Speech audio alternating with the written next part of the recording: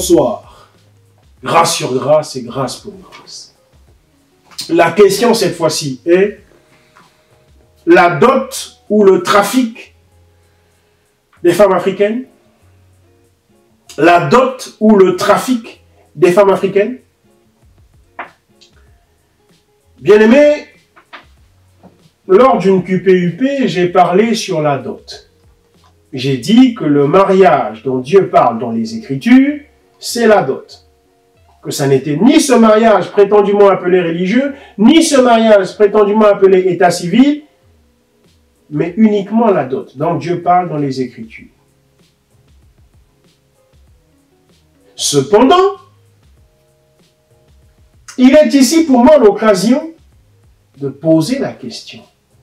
Cette fameuse dot, est-ce que c'est ce commerce que font certains parents africains aujourd'hui? Où les filles sont vendues pendant la dot? À 2 millions de CFA pour ceux qui ont la monnaie CFA? Ou à je ne sais combien de centaines de mille pour ceux qui ont d'autres monnaies? Non, ce n'est pas ça la dot. Ce à quoi nous assistons aujourd'hui en Afrique et que l'on appelle dot, ça n'est pas la dot dont parle la Bible. Ça là, c'est de la vente d'êtres humains. Les pères, les mères, les oncles, les Ngwankaji et que sais-je encore, qui aujourd'hui exigent des sommes trébuchantes pour donner en mariage leur fille, en disant oui mais c'est la dot, il faut que le gendre puisse payer la dot, ça n'est plus la dot, c'est de la vente. C'est de la vente et c'est une honte pour l'Afrique. C'est une honte pour l'Afrique. Non seulement on va demander des pagnes, des houes, des fers, des trucs qui sont obsolètes aujourd'hui, qui ne servent plus à rien. Non seulement on va demander des choses obsolètes, des choses inutiles, des choses qui n'ont plus rien à voir avec l'actualité, avec les temps que nous vivons. Et qui plus est, on va demander des sommes d'argent extrêmement importantes au peuple. C'est au point que dans beaucoup de pays africains, ils font ce que on appelle quelque part là-bas, au Congo dit Brazzaville, Quisbetovanda, c'est-à-dire ils évitent désormais de se marier.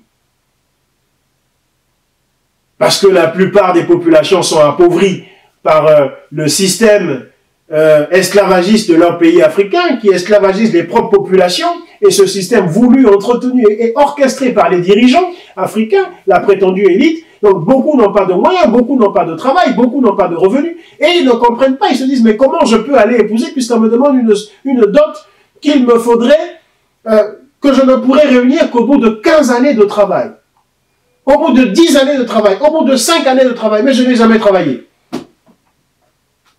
Et ce faisant, la société africaine est déstabilisée aujourd'hui parce que, du coup, les gens vivent sans avoir honoré les familles de leurs femmes. La société est comme ça, donc il n'y a plus. Et ainsi, Dieu même n'est pas honoré parce que c'est Dieu qui a instauré le mariage. Ce n'est pas les parents, c'est Dieu. Et la dot est devenue un moyen d'enrichissement de la part des pères frauduleux, des pères mafieux, des pères irresponsables, des pères, je dirais, immoraux. À titre d'exemple, je puis servir moi-même de témoignage. Toutes les fois où mes sœurs ont été mariées, mes sœurs dans la chair, j'ai pu dire à mes parents que si vous donnez un montant qui serait comparable à de la vente, qui serait comme si on les avait vendus, je n'honorerai pas ce mariage. La dot ne doit pas servir d'enrichissement, n'est pas une source d'enrichissement, ne doit pas servir d'escroquerie, ne doit pas servir d'immoralité, d'arnaque. Elle doit rester symbolique. Qui plus est dans nos pays africains où la plupart des jeunes gens n'ont aucun travail. Ils sont bardés de diplômes, mais ils sont tous sans emploi. En tout cas, majoritairement sans emploi. Donc cette dot dont parle Dieu n'est pas ici un moyen de freiner le mariage, n'est pas ici un moyen d'empêcher les mariages, tellement la dot est élevée. Non, n'est pas ici un moyen de vendre soi-même ses enfants, de pratiquer ainsi un trafic d'êtres humains, un commerce d'êtres humains. Absolument pas. Ce n'est pas cela la dot. La dot doit demeurer quelque chose de symbolique pour permettre à la famille de la femme de dire « Nous te donnons notre fille en mariage. » Demeurez bénis. Shalom.